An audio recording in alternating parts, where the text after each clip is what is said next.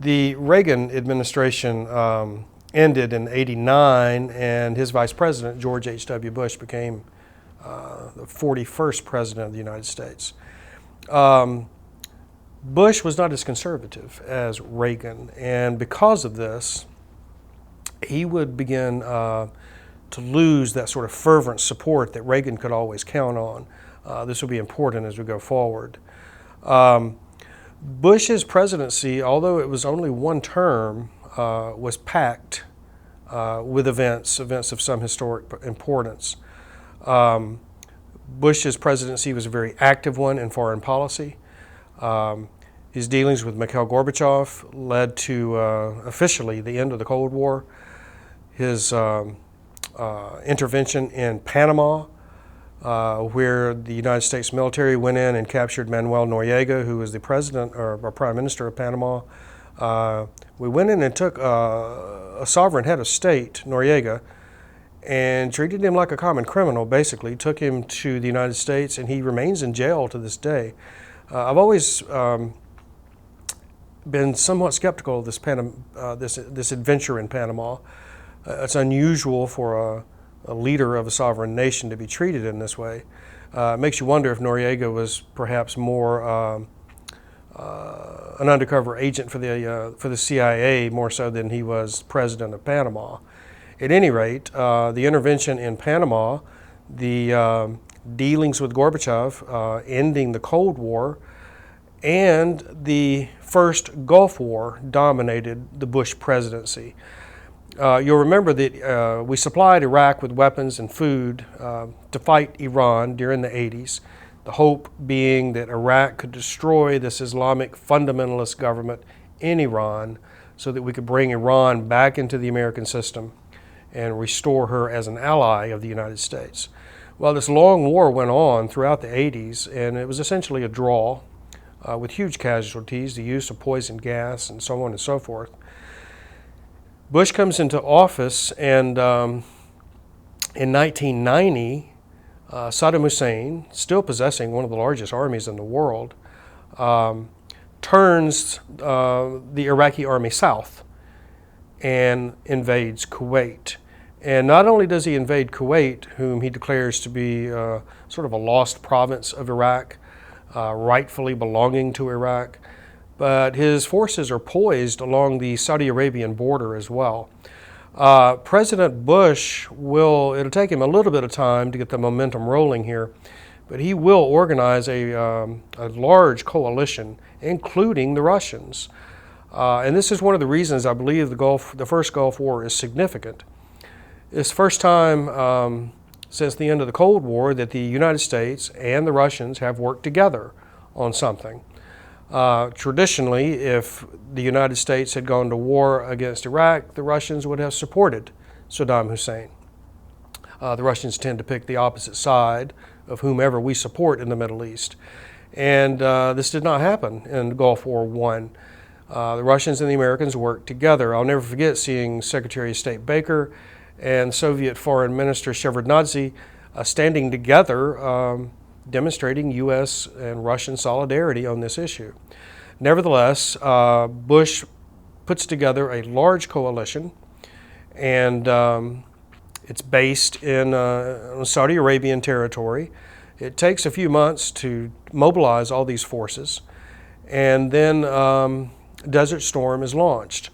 It begins with a massive air campaign. The United States Air Force and naval forces will attack Iraq, decapitate its command and control centers, destroy its ability to communicate, attack lines of retreat, fuel depots, etc., etc. This is followed, of course, by a massive ground assault against Saddam Hussein's army in Kuwait and in southern Iraq. Operation Desert Storm is a tremendous success. I think the fighting is over with within just a couple of days. The Iraqi army is chopped to pieces, its armor left burning in the desert. Huge numbers of Iraqi soldiers will surrender to Allied forces, and the war rapidly comes to an end. This is the high moment of the Bush administration. Now, there's some controversy about how the war ended and the consequences of this. President Bush announced that there was another way for the fighting in Iraq to end, and that would be for the Iraqis themselves, the Kurds in the north and the Shia in the south, to rise up and overthrow the dictator Saddam Hussein.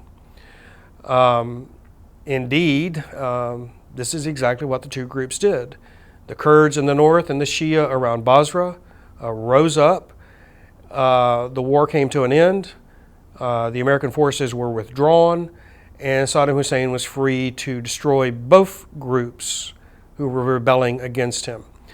Now, both the Shia and the Kurds would feel betrayed by the Bush administration. They believed that Bush had given them the signal to rise against Saddam Hussein and then left them holding the bag, so to speak. Bush, of course, would claim that he never intended for his words to be taken in this way. But nevertheless, this is a foreign policy blunder of some degree. Saddam Hussein would indeed turn poisonous gas and helicopter gunships and the Republican Guard on the Kurds in the north and the Shia in the south. The Bush administration would also say, in retrospect, that they did not follow the Iraqi army back to Baghdad and destroy it, or take out Saddam Hussein in the first Gulf War, because the UN resolutions did not call for that. The UN resolutions simply called for expelling the Iraqi army from Kuwait, and of course this was accomplished.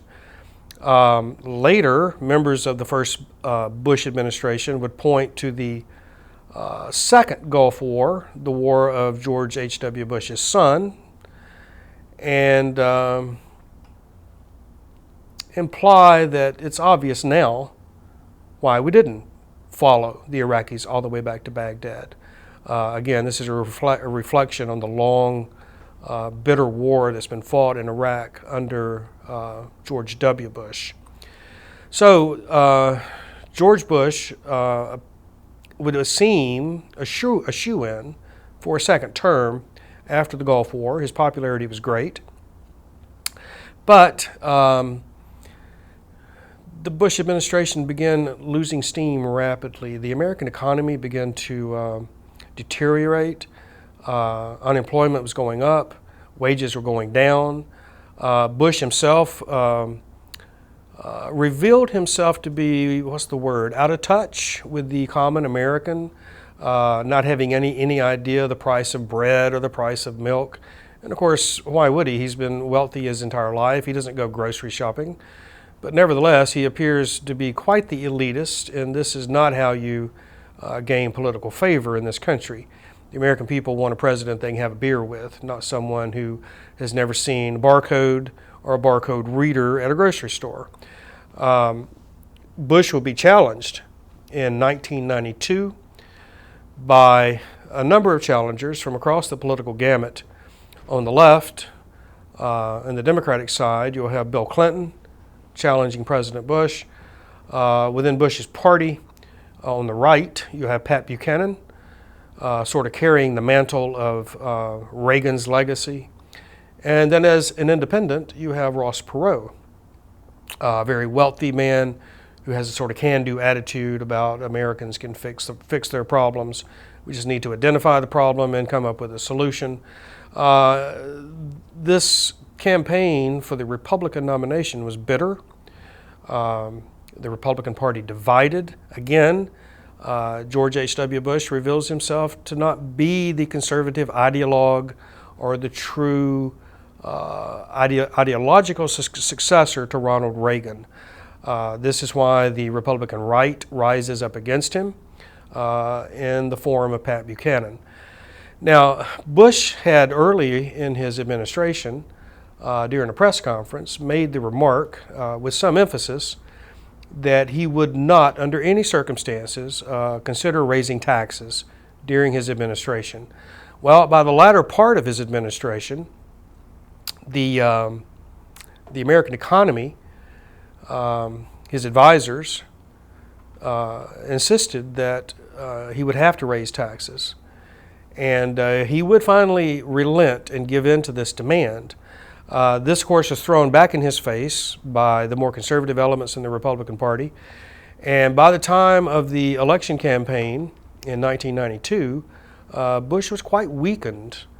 Bill Clinton would win this election with 40-something% of the vote. Ross Perot pulled significant percentage of the vote away, probably from Bush, but nevertheless, it had to be of great surprise to both the Republicans and to Bush that he would lose this election to what he would view as a novice and perhaps a not entirely serious Democratic politician in Bill Clinton. Now, what is the Bush legacy? Probably this activist foreign policy, asserting what was viewed as America's interest around the world, whether it's Panama, whether it's in the Gulf, or whether it's with the Soviets, in ending the Cold War. And certainly Bush should be given some credit for his conduct toward the end of the Cold War, in that he did not attempt to score political points in public against Gorbachev or against the Soviets. He did not try to humiliate them. He did not try to sort of rub their noses in it. He kept a somewhat hands-off stance with regard to the events in Eastern Europe as the Warsaw Pact became unraveled and Soviet power dissipated. So Bush's touch in ending the Cold War was well done. His ability to gather a large worldwide coalition to expel Saddam Hussein from Kuwait was also well done. The rather ambiguous way the war ended in Kuwait was perhaps less well done and led to the slaughter of many hundreds of thousands of Iraqis under Saddam Hussein's rule. His intervention in Panama remains somewhat controversial, and of course we need to remember that President Carter had signed a treaty with the Panamanians returning the canal entirely to their sovereignty and operation. Perhaps the intervention in Panama was a demonstration of American power being exercised there if the need arose. It's difficult to say. The Bush administration will end in '92, and Bill Clinton will take office. In our next lecture, we'll spend a few moments talking about the administration of Bill Clinton and some of its foreign policy failures and successes. And then our final lecture will deal with the second Gulf War under George W. Bush after 9/11 and the attack on the United States by bin Laden and Al-Qaeda. We'll pick that up next time. Thank you.